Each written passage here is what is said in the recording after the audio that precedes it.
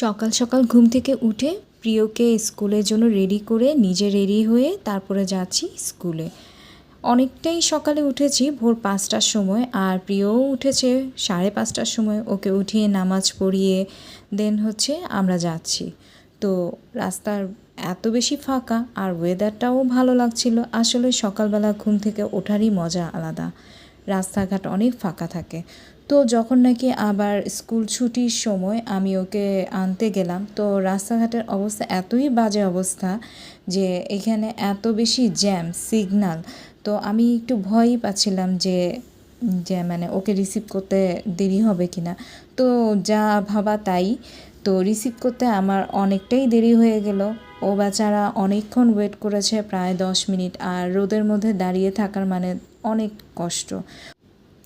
ও আমাকে দেখেই বলছে, মা তুমি এত দেরি করলা, আমি এতক্ষণ ধরে ওয়েট করতেছি। তো আমার সাথে খুব রাগ, তো আমাকে বলছে যে আমাকে একটা ড্রিঙ্কস কিনে দাও। তো এখন আমি চাই যে আসলে ড্রিঙ্কসটা বাচ্চাদেরকে একটু না খাওয়ানোর জন্য একটু অ্যাভয়েড করা উচিত, সব বাচ্চার জন্যই। এটা আমার প্রিয়র জন্য শুধু একার না।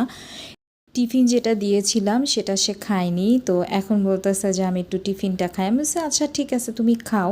খেতে খেতে বাসায় আসতে আসতে পেট যখন ভরা থাকে মনটাও ভালো থাকে। তো আস্তে আস্তে ও কুল হতে থাকলো। খাবার খেয়ে একটু এনার্জি পেয়ে সে এখন বলতেছে যে আমি একটু সিঁড়ি দিয়ে যাব, আমি লিফটে যাব না। তো আমি বললাম ও আচ্ছা ঠিক আছে তুমি লিফট দিয়ে যাবা, ওকে। তো এইখানে বসে সে আবার একটু রিল্যাক্স করছে। আচ্ছা ঠিক আছে রিল্যাক্স করো। এবার যখন লিফট আসলো, এখন আর তাকে দেখে কে, সে আর আমি দুইজনই দৌড়ঝাঁপ করে উঠলাম। তো এখন বাসায় ঢুকছি, বাসায় ঢুকেই সে সরাসরি লিভিং রুমে সে সরাসরি বসে পড়লো। সত্যি আমার বাচ্চাটা আজ অনেক টায়ার্ড আর অনেক কষ্টই করেছে। ভালো থেকে সবাই, নতুন কোনো ভিডিও নিয়ে চলে আসছি। আল্লাহ হাফেজ। Orange colour where are you? Here I am, here I am.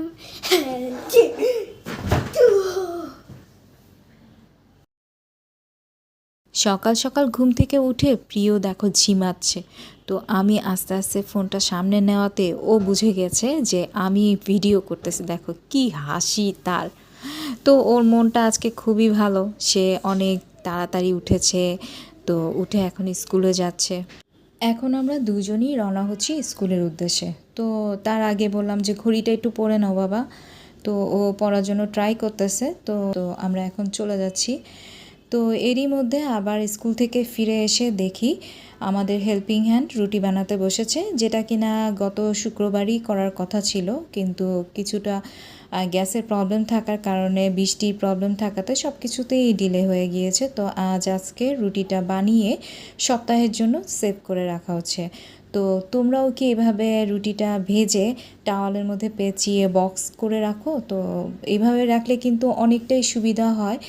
Just একটু ছ্যাঁকা বা ওভেনে দিলেই সুন্দর রুটিটা আগের মতোই হয়ে যায়।